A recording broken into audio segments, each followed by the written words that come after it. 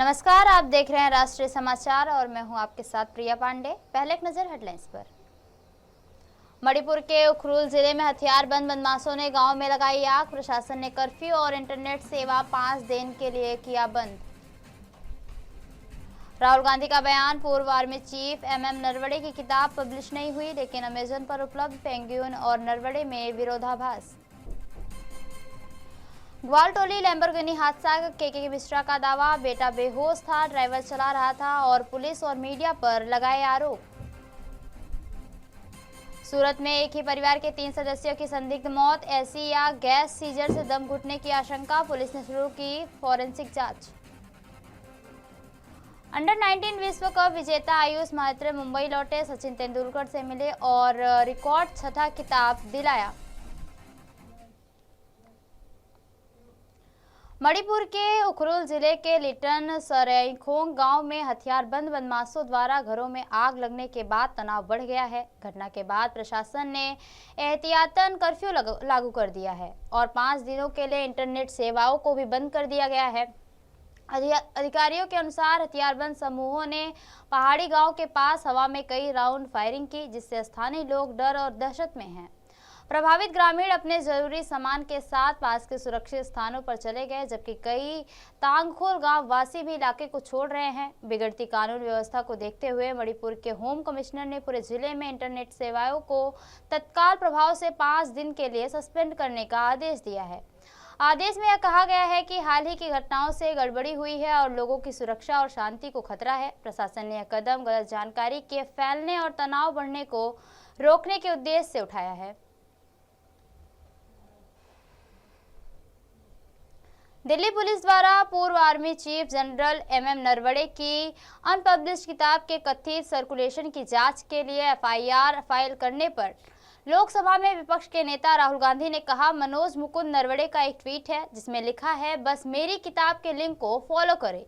जो मैं कहना चाहता हूं कि वह या तो मनोज मुकुंद नरवणे झूठ बोल रहे हैं या पेंगुइन झूठ बोल रहा है। मुझे नहीं लगता कि पूर्व आर्मी चीफ झूठ बोलेंगे। पेंगुइन का कहना है कि किताब पब्लिश नहीं हुई है, लेकिन किताब अमेजन पर उपलब्ध है। सुनिए राहुल का पूरा बयान। Here is a tweet from Mr. Naravane. ये देख लीजिए please. Can you read, sir, please? Manoj Naravane ji. It's a tweet that says, "Hello friends, my book is available now. Just follow the link. Happy reading. Jai Hind." This is a tweet that Mr. Naravane has made. You can look into the tweet. So the point I'm making is, either Mr. Naravane is lying, and I believe the army chief. Okay, I don't think he will lie, or Penguin is lying. Somebody needs to. Both cannot be telling the truth. Okay. Do you think this is a conspiracy from the No. Please listen to what I said. Penguin is saying something. They're saying the book is not being published. Right? The book is available on Amazon. General Naravane has tweeted, as I just read to you, that please buy my book. And I think he tweeted that in 2013, if I'm not mistaken. Sorry, 2023. So Naravane ji, who's the army chief, who I believe, over Penguin. Do you believe Penguin over Naravane ji? Right? So I believe Mr. Naravane. He's the army chief. He has made certain statements in the book. That is inconvenient for the government of India. It's inconvenient for the Prime Minister of India. And obviously, you have to decide whether Penguin is telling the truth or Army Chief is telling the truth. That's the simple issue.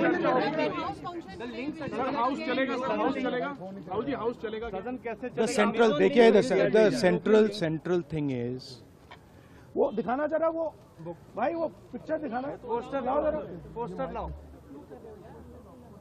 This दिखाओ जरा. This is the image. ये दिखा दीजिए यहाँ पे. ये ठीक से दिखाइए. This is the image that you have to understand. ये हुआ है. जो US के साथ ट्रेड डील हुई है, वो इस कारण हुई है. ये हुआ है. ठीक है. क्लियरली इसको समझिए. ये नारावाने जी की बात है, एप्स्टीन की बात है, ये जो सब हो रहा है, राइट. मेन चीज ये है. Thank you. विपक्ष के विधान परिषद सदस्यों को एक दिन के लिए सदन से सस्पेंड कर दिया गया है, जिसको लेकर सत्ता पक्ष के नेताओं ने कहा कि विपक्ष का जिस प्रकार से आचरण सदन के अंदर देखा गया, उसी को लेकर सभापति ने कार्रवाई की है। जिस तरीके से दलितों का अपमान किया गया, सदन में उन्होंने बल का प्रयोग किया, हमारे सभापति का उन्होंने सम्मान नहीं किया, इसलिए मजबूरन यह निर्णय लिया गया। विपक्ष के सड़क पर उतरने की बात पर कहा कि जनता ने उनको 25 सीट देकर सड़क पर उतार दिया है, अगर फिर सड़क पर उतरेंगे तो 5 सीट पर सिमट जाएंगे। उनका जो सदन के अंदर बर्ताव था, जिस तरह से संसदीय भाषा का प्रयोग कर रहे थे और जिस तरह से बल का प्रयोग करने की कोशिश कर रहे थे, सभापति महोदय ने मजबूर होकर के इस तरह का एक्शन लिया। और तो उस सदन के हमारा उच्च सदन है, उनके सभापति का भी सम्मान नहीं कर रहे थे। एक माननीय मंत्री जो दलित हैं, उनका सम्मान नहीं कर रहे थे। तो हम समझते हैं कि एक लोकतंत्र के इतिहास में, संसदीय इतिहास में आज का काला दिन है। उन लोगों को माफ़ी मांगनी चाहिए। सड़क पर उतरने की बात कर रहे हैं। और सड़क पर तो जनता देखेगी ना, सारा वीडियो फुटेज है कि कौन गलती किया है, तो जनता सब समझती है। इसलिए तो उनको 25 सीट पर ले आया, और सड़क पर उतरेंगे तो 5 सीट पर आ जाएंगे। विपक्ष का जो आचरण है जनता हित में नहीं है, बिहार प्रदेश हित में नहीं है। उनके आचरण को बिहार की जनता देख रही है। सदन के आसन को अपमान करना, एमएलसी को अपमान करना, और ख़ास करके जिस तरह से सदन के अंदर सदन के मेंबर और सरकार के मंत्री, और वो भी अनुसूचित जाति वर्ग से आने वाले श्री अशोक चौधरी जी को उंगली दिखाना, अपमान शब्द को उपयोग करना, ये शर्मसार हुआ सदन। इसलिए आसन को मजबूरी में ऐसा निर्णय लेना पड़ा। बिहार प्रदेश को विपक्ष का नियति बन गई है अपमान करना, जनता को अपमान करना, सदन को अपमान करना, और खास करके दलितों को अपमान करना, तो इनकी नियति बन गई। सड़क पर उतरने की बात कर रहे हैं कि सड़क पर उतरेंगे हम लोग। जनता तो सड़क पर रख ही दिया है, तो अब सड़क से सदन के अंदर जिस तरह से अमर्यादित शब्दों का प्रयोग कर रहे हैं, तो जनता तो यही उनका निर्णय दिया है कि आप सदन पे ही रहे, आप जनता की आवाज़ सदन में नहीं बन सकते। बिहार विधान परिषद में विपक्ष के तमाम सदस्यों को एक दिन के लिए सदन से सभापति ने बाहर कर दिया है। वहीं इसको लेकर बिहार सरकार के मंत्री अशोक चौधरी ने कहा कि राजद के लोग शुरू से ही दलितों का अपमान करते रहे हैं, और आगे उन्होंने कहा कि विपक्ष के सदस्यों में हमें गाली देने का काम किया है, दलितों का अपमान किया है। सदन के अंदर बेल में आकर विरोध करना यह दर्शाता है कि आरजेडी को जिस प्रकार से जनता ने नाकार दिया है, उसी के चलते वह यह सब कर रहे हैं। आरजेडी के लोग अति पिछड़ा दलित विरोधी मानसिकता के लोग जिस तरह से माननीय विधान परिषद के सभापति के नियमन के बाद नाराबाजी करना और सभापति के खड़े होने के बावजूद ट्रेजरी बेंच के पास आकर के और असंसदीय भाषा का प्रयोग करना, रे बे तुम ताम करना, मैं समझता हूं कि ये दर्शाता है कि आरजेडी की जो हैसियत बिहार की जनता ने उनको दिखाया है, इनकी हैसियत उनके लायक नहीं।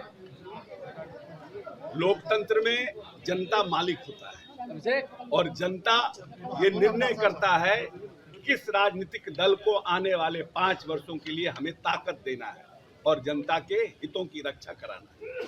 लेकिन जिस तरह से बिहार विधान परिषद में खास करके जिस तरह से 1-2 सदस्यों ने कल भी अब संसदीय भाषा का प्रयोग करना भारतीय जनता पार्टी के एक सदस्य के द्वारा के लिए, और माननीय पूर्व उप मुख्यमंत्री जी ने तो पूरा वेल क्रॉस कर ट्रेजरी बेंच तक आ गई,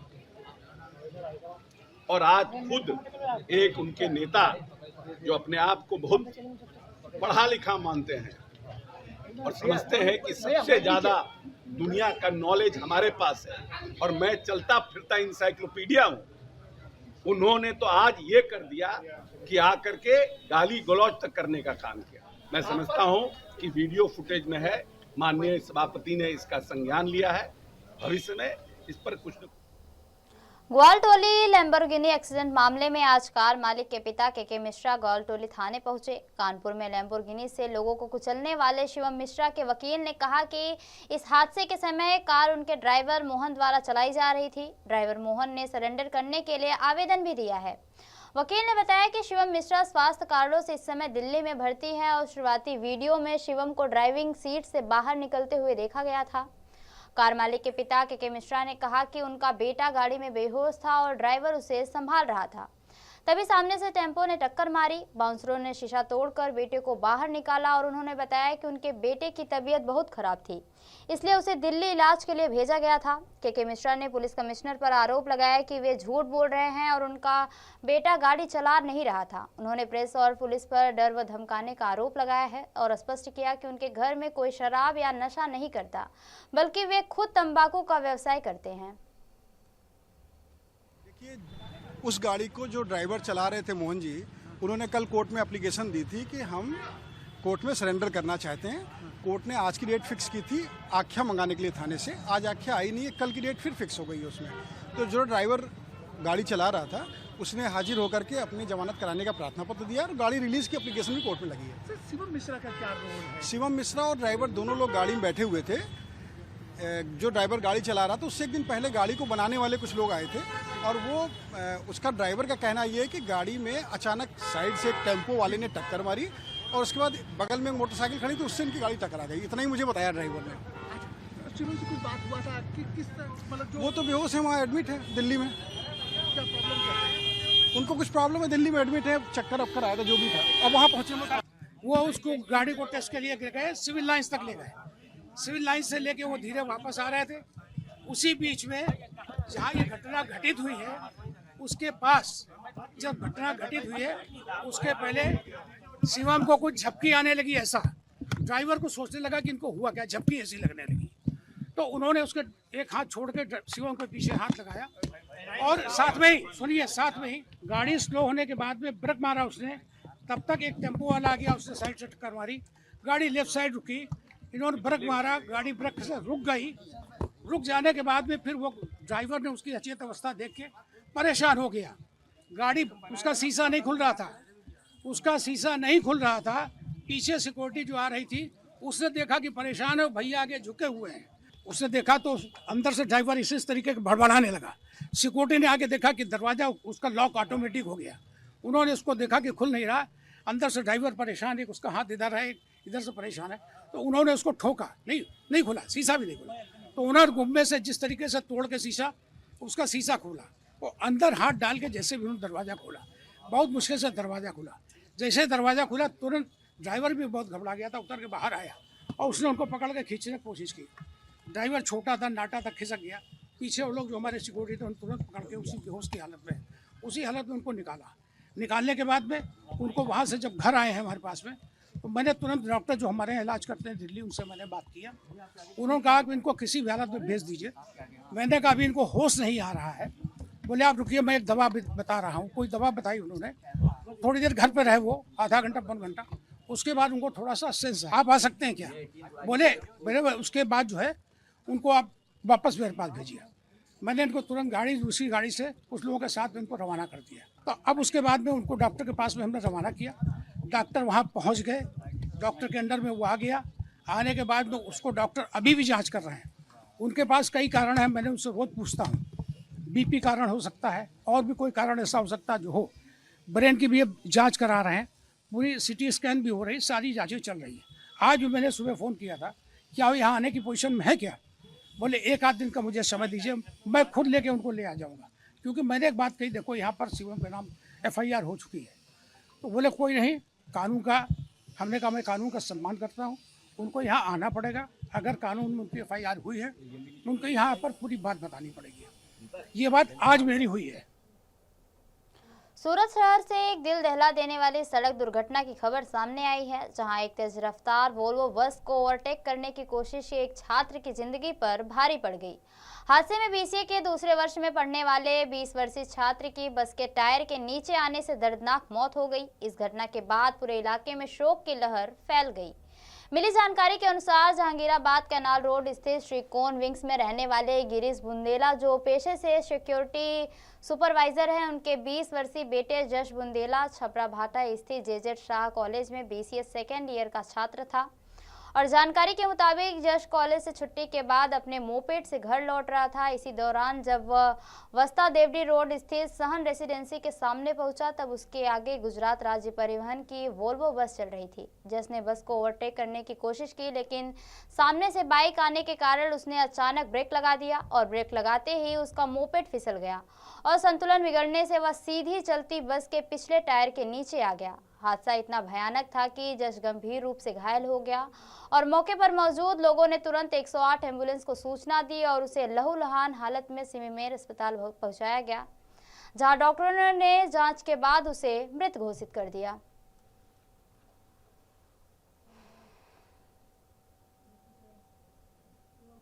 सूरत के लालगेट इलाके की सोय शेरी में एक ही परिवार के 3 लोगों की पति पत्नी और उनके मासूम बच्चे की संदिग्ध मौत से इलाके में सनसनी फैल गई है। आज सुबह उनके घर से शव बरामद किए गए, जिससे इलाके में शोक और दहशत का माहौल बन गया है। घटने की जानकारी तब हुई जब बच्चे के चाचा उसे स्कूल भेजने गए और दरवाजा खटखटाने पर भी कोई जवाब नहीं मिला। परिजनों ने दरवाजा तोड़कर अंदर देखा तो पति पत्नी और बच्चे के शव अलग अलग जगह पड़े मिले। सूचना मिलते ही पुलिस और फॉरेंसिक टीम मौके पर पहुंची और जांच शुरू की। प्राथमिक जांच में देखा गया कि तीनों के मुंह से झाग निकला हुआ था और कमरे में घुटन जैसी स्थिति थी। शुरुआती अनुमान है कि एसी या गैस सीजर से निकली गैस के कारण दम घुटने से मौत हो सकती है। हालांकि फूड पॉइजनिंग की संभावना से इनकार नहीं किया जा रहा है। परिवार 4 दिन पहले ही सऊदी अरब से सूरत लौटा था और पुलिस को मिले सभी सबूत फॉरेंसिक जांच के लिए भेज दिए गए हैं और पोस्टमार्टम रिपोर्ट के बाद ही मौत का सही कारण स्पष्ट होगा। आज की अब हमारे फैमिली के अंदर जो है कि कभी भी ऐसे कोई झगड़े, हालांकि मैं एडवोकेट हूँ, 47 साल से मेरी क्रिमिनल प्रैक्टिस है, लेकिन कभी हमारी फैमिली के अंदर ऐसा कभी कोई झगड़ा नहीं हुआ, कोई ऐसा फसाद नहीं हुआ। और ये हादसा जो हुआ है बराबर है, हमारे लिए तो बहुत बड़ी दुख की बात है। और भाइयों में के अंदर भी कुछ भी नहीं, बराबर अल्हम्दुलिल्लाह जो है कि अभी जो केमिकल का व्यापार जो है बराबर, उसके अंदर भी हमने, मेरे भतीजों ने अच्छी खासी प्रॉपर्टी भी अभी भी ली है बराबर, तीनों भाइयों के नाम पर, सिस्टर के भी नाम पर। तो क्या आशंका हो सकती है, क्या कुछ आपका ये जो है कि भाई साहब, सही बात तो ये है कि ये रहस्य राज ही राज है। Unless and until postmortem report आए ना तो हमें पता चलेगा बराबर। एक बात नक्की है, पोस्टमार्टम रिपोर्ट से भाई हमें भी पता नहीं चलेगा, क्योंकि मैं तो खुद एडवोकेट हूँ, मुझे पता चलता है। जब लोग राजी खुशी से अभी 4 दिन पहले उम्रा करके आए, आराम से रात को यहाँ फ्लैट नेमत पैलेस से यहाँ पर आए बराबर है, और 12 बजे के बाद ये लोग सोए। सुबह के अंदर ये हादसा हुआ, कैसे हुआ है क्या नहीं, ये एक राज ही राज है। ये लालगंज पुलिस स्टेशन विस्तार में रामपुरा एरिया में एक बहुत ही दुखद बनाव हुआ है, जिसमें कि हमें 3 डेड बॉडीज़ मिली हैं। तो प्राइमरी इन्वेस्टिगेशन में पता लगा है कि जो डेड बॉडीज़ हैं, एक हस्बैंड वाइफ और उनका बेटा है। जो हमने तपास की अभी तक प्राइमरी, उसमें पता लगा है कि तीनों बॉडीज़ के जो मुंह से झाग निकल रहा है। तो हमने अलग अलग फॉरेंसिक एक्सपर्ट से बात की है और हमें पता लगा है कि क्या क्या प्रॉबिलिटीज़ हो सकती हैं। तो प्राइमरी जो प्रॉबिलिटी हमें पता लग रही है वो गैस लीकेज हो सकता है, क्योंकि इनके घर पे जो भी एसी और जो गीज़र लगा हुआ है वो कॉमन एरिया में लगा हुआ था, और जब हम रूम में एंटर भी किए थोड़ा सा एरिया में सफोकेशन था। तो मेरी फॉरेंसिक एक्सपर्ट से भी बात हुई है, तो this is the primary reason जो अब तक इन्वेस्टिगेशन में पता लगा है। जी नहीं, अंगत इसलिए में हम अभी प्राइमरी कॉज में कह सकते हैं क्योंकि जो डोर था वो अंदर से बंद था। अगर अंगत होता तो जो डोर होता वो अंदर से बंद ना होता, बट फिर भी हम इसको भी एक प्रोबेबिलिटी लेके चल रहे हैं और हम इंश्योर करेंगे कि अगर इसमें किसी को भी कोई मालाफाइड एक्शन या इंटेंशन है तो उस पर भी एंगल एक्सप्लोर किया जाए। आगामी होली पर्व को लेकर सूरत रेलवे स्टेशन पर यात्रियों की सुविधा और सुरक्षा को ध्यान में रखते हुए रेलवे प्रशासन द्वारा विशेष व्यवस्थाएं भी की गई हैं। होली जैसे बड़े पर्व के दौरान स्टेशन पर यात्रियों की संख्या में भारी इजाफा होता है, जिसे देखते हुए रेलवे के वरिष्ठ अधिकारियों ने पहले से ही तैयारियां पूरी कर ली हैं। रेलवे प्रशासन द्वारा यात्रियों के ठहरने के लिए अलग से होल्डिंग एरिया तैयार किया गया है, ताकि भीड़ को नियंत्रित किया जा सके और यात्रियों को किसी भी प्रकार की असुविधा का सामना ना करना पड़े। खासतौर पर इस समय सूरत शहर से बड़ी संख्या में विभिन्न राज्यों में काम करने वाले प्रवासी श्रमिक और कर्मचारी अपने गृह राज्य की ओर रवाना होते हैं, जिन्हें लेकर यात्रियों की सुविधाओं के लिए स्टेशन पर बैठने की पर्याप्त व्यवस्था की गई है। साथ ही गर्मी से राहत देने के लिए पानी और शेड और अन्य आवश्यक सुविधाएं भी उपलब्ध कराई गई हैं। होली पर्व को लेके सूरत रेलवे स्टेशन पे होर्डिंग एरिया बनाया गया है। आपको दिखा दे जिस प्रकार से ये होर्डिंग एरिया बनाया, कहीं कहीं दिखा जाए जब कोई पर्व आता है तो उसको लेके काफ़ी जनता में क्राउड होती है। लोग अपने अपने गंतव्य जाने के लिए, अपने अपने गांव जाने के लिए लोग यहाँ पे आते हैं। कहीं कहीं दिखा जाए जब धूप भी होता है, काफ़ी गर्मी भी होती है, तो गर्मी को देखने के लिए भी यहाँ पे जो सूरत रेलवे स्टेशन इस प्रकार से काफ़ी सुविधाएं बनाई। आप देख सकते हैं जिस प्रकार से यहाँ पे लोग बैठे हैं, वेटिंग एरिया भी है। और सामने का अगर आपको तस्वीरें दिखाएं साफ साफ तो आप देख सकते हैं जो वेटिंग एरिया के लिए पाइपिंग चालू है और कुछ ही दिनों में बन के तैयार हो जाएगा, ताकि जो यहाँ पे यात्री आएंगे उनको काफ़ी राहत मिल सके। इस प्रकार से कहा जाए तो जो सूरत रेलवे स्टेशन की है एक अहम हिस्सा है। कहीं कहीं देखा जाए तो उसको एक लोग आए यहाँ पे रह सकते हैं। कैमरा पर्सन भरत परमार के साथ प्रेम कुमार निषाद, राष्ट्रीय समाचार, सूरत, गुजरात। महाराष्ट्र की चंद्रपुर महानगर पालिका में सियासी समीकरणों ने सबको चौंका दिया है। यहाँ बीजेपी और उद्धव ठाकरे गुट की शिवसेना ने मिलकर सत्ता की चाबी अपने हाथ में ले ली है।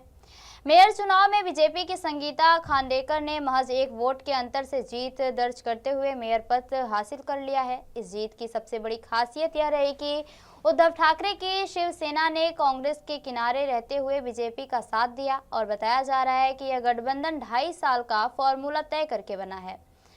1.25 साल मेयर बीजेपी का और 1.25 साल शिवसेना का। चंद्रपुर महानगर पालिका में उद्धव ठाकरे की शिवसेना ने कुल 6 पार्षद हैं और ये सभी पार्षद बीजेपी के समर्थन में खुलकर सामने आए, जिसने चुनाव का पासा पलट दिया। वहीं दूसरी ओर वंचित बहुजन अघाड़ी के 2 पार्षद वोटिंग के दौरान अनुपस्थित रहे, जबकि AIMIM का 1 पार्षद तटस्थ रहा।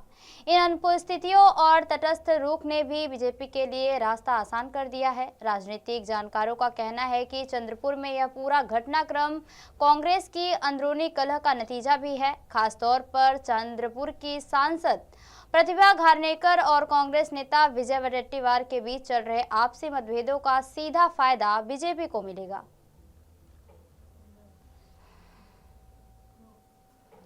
जिम्बाब्वे में ऐतिहासिक जीत दर्ज करने के बाद भारतीय अंडर 19 क्रिकेट टीम के कप्तान आयुष म्हात्रे मुंबई लौट आए हैं। उनकी कप्तानी में भारतीय टीम ने ICC अंडर 19 विश्व कप के फाइनल में इंग्लैंड को 7 विकेट से हराकर रिकॉर्ड 6ठी बार खिताब अपने नाम किया।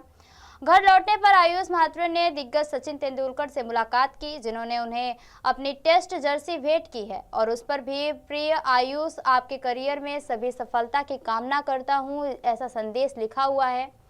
आयुष ने उस उपहार को सोशल मीडिया पर साझा करते हुए मास्टर ब्लास्टर का धन्यवाद किया और इसे संजो कर रखने का वचन भी दिया।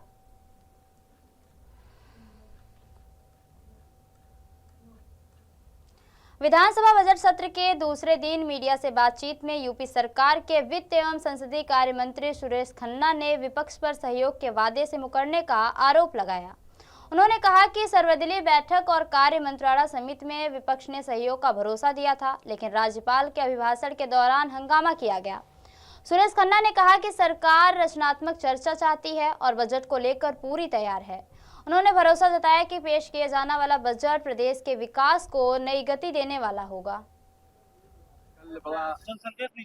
देख के तकलीफ हुई कि महिला राज्यपाल जी के साथ जो व्यवहार सदन में किया गया, और मैं समझता हूं कि बहुत गैर जिम्मेदाराना रवैया है और उसको इस बारे में बार बार सोचना चाहिए।